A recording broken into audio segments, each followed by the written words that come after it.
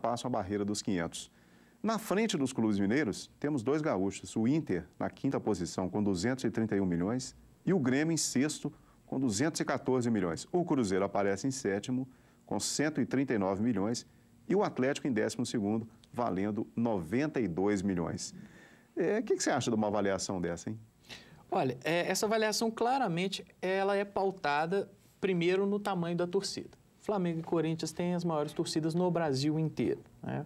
Outro dia eu li um artigo interessante e correto, né, de um autor que falava que torcida, na verdade, é quem, de alguma forma, prestigia o clube financeiramente, em termos de marketing esportivo. E está certo, né? Não adianta você morar no Acre e falar que torce para o Flamengo, dificilmente o Flamengo vai jogar no Acre, talvez a camisa oficial não chegue lá para ele comprar um produto licenciado, um produto oficial, ou seja, ele torce para o Flamengo, mas ele não dá nenhuma contribuição comercial financeira para o Flamengo. Então, Flamengo e Corinthians sempre vão encabeçar essas listas pelo tamanho da torcida. Interessante é o São Paulo chegar, que não é uma torcida tão grande, é uma torcida da capital, né? Uma torcida que no estado de São Paulo ela não é tão grande. Fora do Brasil ela não é tão grande quanto a do Corinthians e do Flamengo, mas é um clube que é muito bem estruturado, né? Talvez o melhor trabalho de marketing esportivo na área do futebol profissional seja o São Paulo. Inter e Grêmio, há muito tempo, e eu acho que isso serve de exemplo para os clubes mineiros, eles têm feito trabalhos coletivos, apesar da grande rivalidade, de marketing esportivo. Por exemplo, o patrocinador dos clubes há tempos é o Banrisul, que é um banco do Rio Grande do Sul, que é o mesmo patrocinador para os dois times, para evitar a rivalidade, são os mesmos valores. Isso eleva, né? Isso, sim, é uma união de marcas, mesmo sendo marcas distintas, mas que eleva a questão. E uma questão importantíssima, são dois clubes que têm a estrutura própria. O Internacional ele tem o melhor programa de relacionamento com o torcedor. Porque eu falo o seguinte, Múcio, patrocínio e investimento é importante porque gera fonte de receita, né? A camisa do Corinthians, o pessoal brinca até que parece um macacão de Fórmula 1, né? Que é referência em marketing esportivo.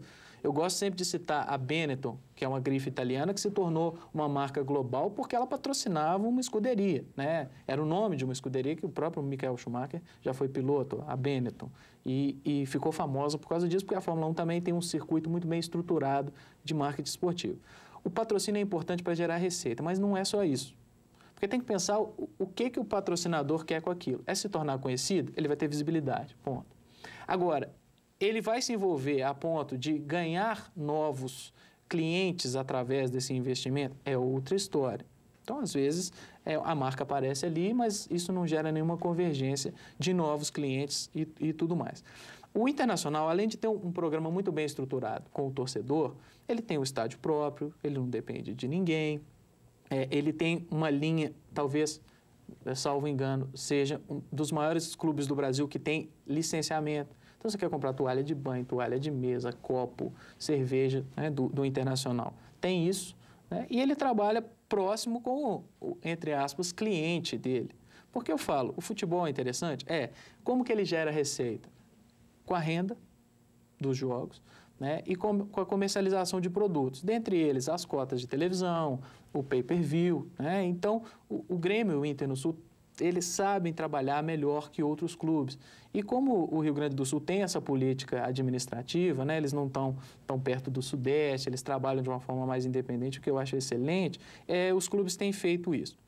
Em Minas Gerais, a gente vê um trabalho muito bem estruturado do Cruzeiro há muito tempo. Antes de você falar dos clubes mineiros, eu queria ressaltar isso que você disse. Há muitas décadas, o Inter e o Grêmio têm os seus próprios estádios, a sua própria estrutura. Você acha que o Mineirão, num certo sentido, foi até ruim para os grandes aqui da capital? Do meu ponto de vista, sim. Tipo assim, eles se acomodaram um pouco porque tinha um grande estádio estadual e tal. É um excelente estádio, né? Mas se a gente for pensar do ponto de vista do futebol hoje, eu fiquei acompanhando o ano passado. Aí o Atlético teve uma das melhores médias de público no campeonato. Em um jogo que o Atlético levou 60 mil torcedores, ele teve uma renda inferior a um jogo que o Palmeiras levou 20. Num estádio desconfortável, igual é o estádio do Parque Antártica, um estádio inseguro, né, um estádio difícil. Então, assim, tem todo o glamour do Mineirão, mas sediar, não falo só futebol, qualquer evento no Mineirão é muito caro. né? Uma outra discussão que serve para outro programa, mas, por exemplo, grandes concertos internacionais. Por que às vezes não vêm para Minas Gerais? É muito caro. A estrutura que a gente tem aqui, se tiver que fazer um show de mega amplitude no Mineirão, né, a estrutura para viabilizar aquilo é muito caro, assim como é para o futebol. Então, numa renda, né, você coloca a capacidade máxima, que hoje beira em torno de 70 mil torcedores. A renda que vai diretamente para o clube, líquida, não é tanto. Né? Então, já começa a trabalhar dessa forma. A outra coisa que eu aponto, assim, e o exemplo... Mas eu te cortei, mas você estava dizendo que o Cruzeiro já está bem estruturado. Já está bem estruturado. Mas ainda falta um passo, porque, vamos entender, quem que é o consumidor de futebol? O futebol é um esporte extremamente popular. Né? Eu acho que é a única hora que há uma união de classes ali. A gente consegue atingir da classe D à classe A. Uhum. E isso é interessante. Eu gosto de ir ao estádio para isso, né? Para ver essa heterogeneidade lá dentro, presente. Ótimo. Aí você vai pegar quanto custa uma camisa oficial de um clube? 120, 130 reais. 150. 150. 150. Foge ao padrão. Ao passo que o ingresso ainda continua relativamente barato. Claro que para um salário mínimo de em torno de 500 reais, um ingresso de 20 reais, não é, mas é o mínimo que dá para cobrar para poder viabilizar aquela estrutura. E aí eu falo, né, o produto futebol é bom? Olha, sinceramente, eu não tenho filhos ainda, mas eu tenho um afilhado que está com 5 anos, já está na hora de levar para o estádio e tudo mais. E eu fico pensando, como é difícil levar uma criança, levar uma família, levar a esposa, né, levar mulheres para o estádio hoje, porque tudo gira em torno da violência.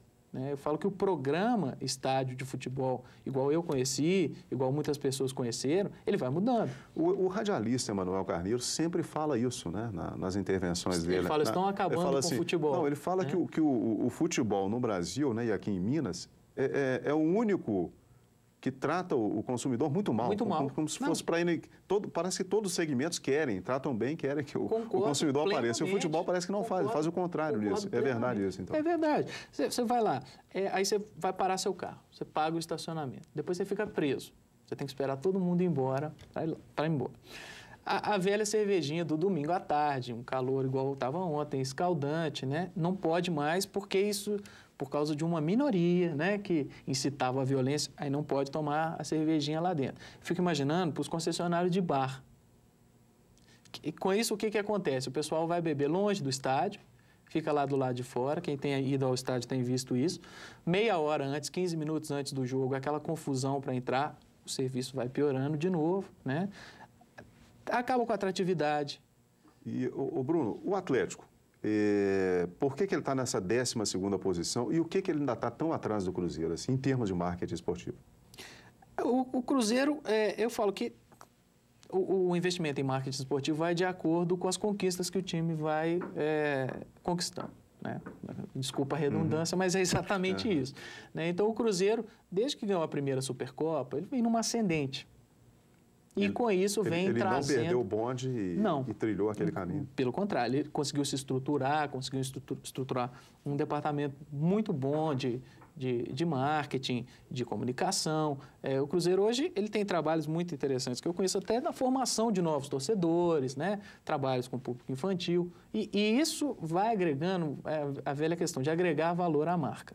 Né? Consegue negociar grandes contratos, é um time formador de jogadores, é um excelente vendedor de jogadores e tudo mais. Então, nesse ponto, ele gera mais receita. O Atlético, ele vem de uma situação bastante diferente, né?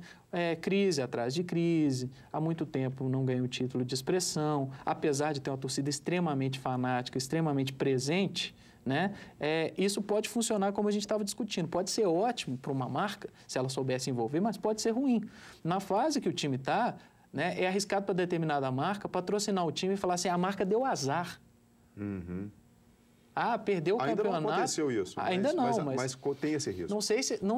Não sei. Eu falo que eu já ouvi que a marca que estampava a camisa do time, quando o time caiu para a segunda divisão, deu azar. Uhum. A essa altura, né, tem muitos fanáticos que já começam a associar a questões externas ao esporte. E faz parte. Isso é que é interessante, né?